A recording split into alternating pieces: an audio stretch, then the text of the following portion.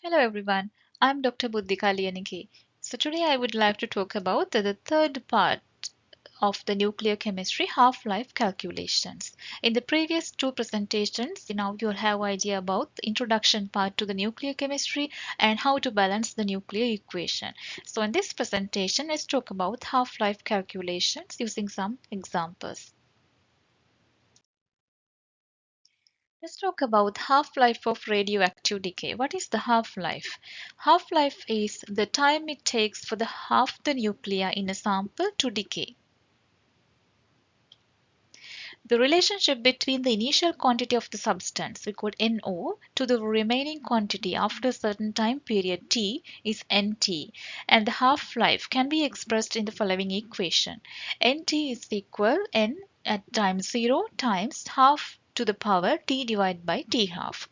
So the simple T is given the time period, certain time period, and T half is the half-life. Alternatively, you can use this equation with the decay constant. The remaining sample amount at time t is equal the initial quantity times e to the power negative decay constant lambda times t. So decay constant lambda we can define as ln2 divided by the half-life t half.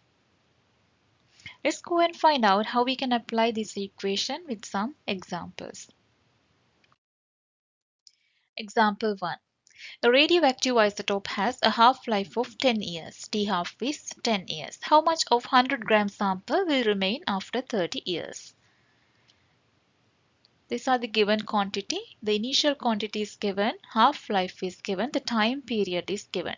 10 years and time is 30 years. Now, this is our equation. You can see the half-lives we can calculate using the half-life and the time period. 10 years is one half-life, then 30 years means 3 times, that is 3 half-lives. Without applying any equations, you can find out how much remain after 30 years because initially it is 100 grams. So after one half-life, that is after 10 years, 100 become half, 50. So another half-life, another 10 years, 50 become half, 25. So another third half-life, 25 become half, 12.5. So your final answer should be 12.5 grams. So another way we can apply equation N is equal, initial quantity is 100 times half to the power third, or another way we can write 100 multiplied by 3 half-lives means 1 divided by 8. So if we solve this, 12.5 grams remaining after 30 years.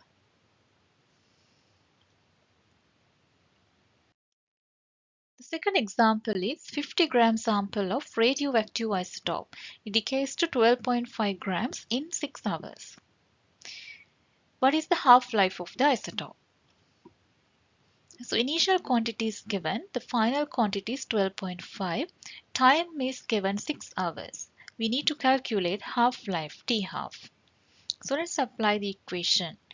So here for our calculation purpose, let's assume T divided by T half is equal N, lowercase n.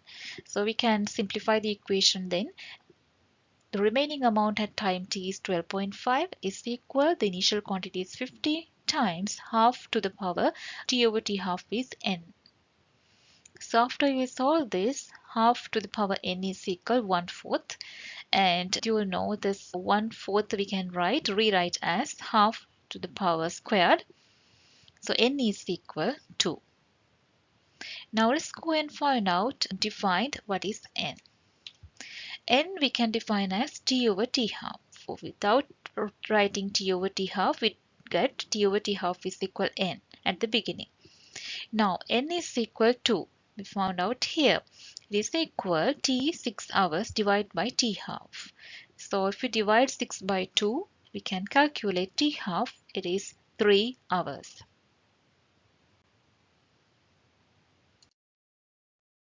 Next question. How long will it take for 200-gram sample of radioactive isotope with half-life 5 years to decay to 25 grams? So the quantity is given, the initial amount, final amount, and the half-life. So we need to calculate the lowercase t of the time period. Again, let's apply the same equation. N at time t is equal n at time 0 times half to the power t over half-life. If we solve this, let's divide both sides by 200. Then 25 over 200 is equal half to the power t over 5. So 25 over 200 means after you solve you can see it's 1 over 8. So 1 over 8 we can rewrite as half to the power 3. Then coefficients, the bases are same. So then the powers, exponents should be same. T over 5 is equal 3. So T is equal 5 times 3, 15 years. It will take 15 years for the sample to decay from 200 grams to 25 grams. This is your final answer. I hope now you will understand how to calculate the half-life in nuclear chemistry. Thank you all for watching. If this is helpful, please subscribe the channel and comment any specific area if you need to discuss.